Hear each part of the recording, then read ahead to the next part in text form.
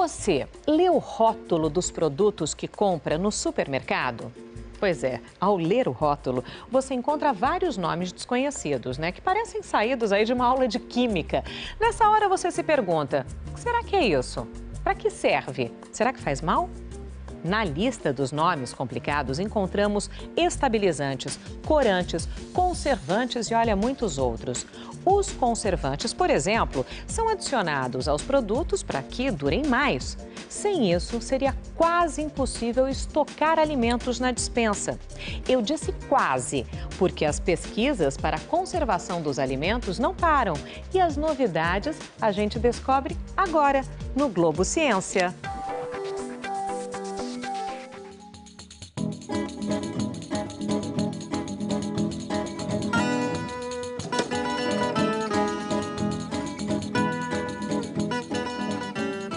Diariamente consumimos diversos tipos de alimentos. Cada um tem a sua necessidade de conservação. Alguns precisam de conservantes químicos, outros precisam estar em um local adequado como a geladeira. Mas como os alimentos eram conservados antes das geladeiras, freezers e conservantes químicos?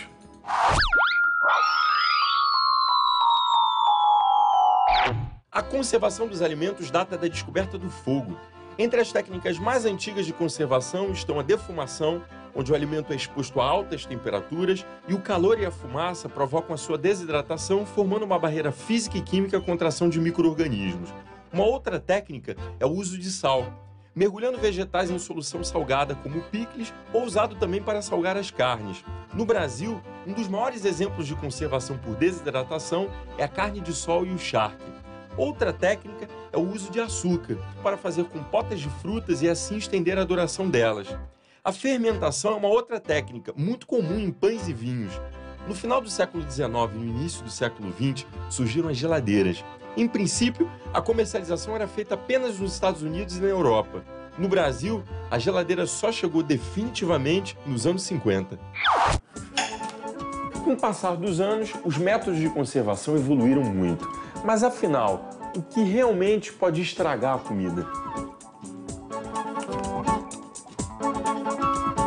Eu vou conversar com Luiz Eduardo Carvalho, ele é professor do Departamento de Produtos Naturais e Alimentos aqui da UFRJ. Por que os alimentos, de uma forma geral, estragam? Por reações químicas, por reações enzimáticas, por ação microbiana, por ataque de insetos e roedores e também por ação mecânica, né? O pão fica duro, o biscoito fica mole.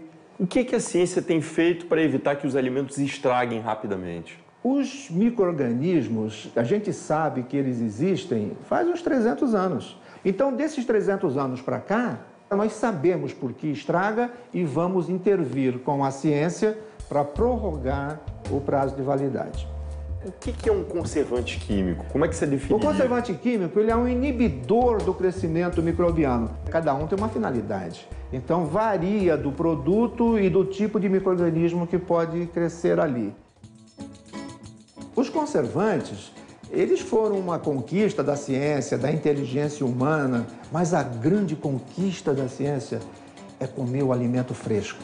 Isso é o máximo, né? Então agora o avanço tecnológico se dá também fora da comida. É o avião, são as estradas, são os armazéns frigoríficos. Então todos nós queremos comer alimentos frescos e tem tecnologia e ciência para você comer fresco.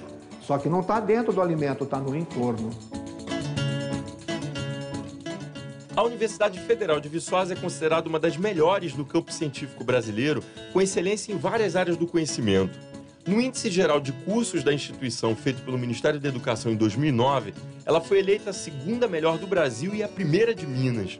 A universidade é referência em pesquisas de embalagens no Brasil, uma técnica fundamental quando se fala em conservação de alimentos.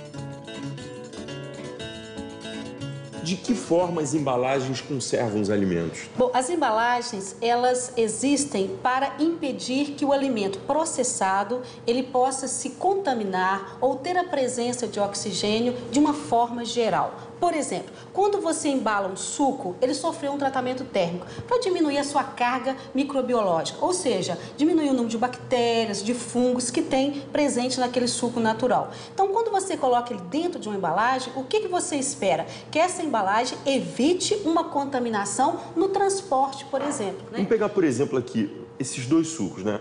Um está no papel e o outro está no vidro. A diferença de materiais significa maior ou menor conservação desse produto?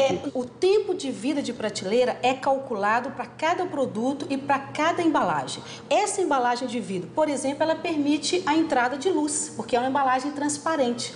Nessa embalagem, por exemplo, essa é uma grande característica dessas embalagens de papel e papelão, porque elas impedem a entrada de luz. E muitos produtos, eles perdem cor, eles descolorem na presença de luz. Outro grande fator é o oxigênio, né? Em especial produtos que têm alto teor de gordura. Esses produtos, eles sofrem muito, eles mudam o gosto quando você tem entrada de oxigênio. Então, por isso é que ao determinar uma embalagem para um produto, você tem que pensar em todos esses aspectos.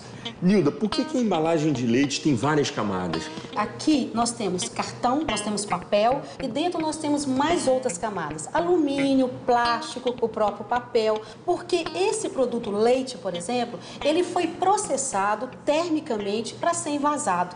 Então nós precisamos que essa embalagem não permita entrada de luz, porque o leite tem gordura. O oxigênio, luz, eles modificam o sabor, não são tão danosos como uma carga microbiológica. Que cuidados que a gente precisa ter com esses produtos quando a gente leva para casa? Não deixar esses produtos fora, né, da geladeira por muito tempo.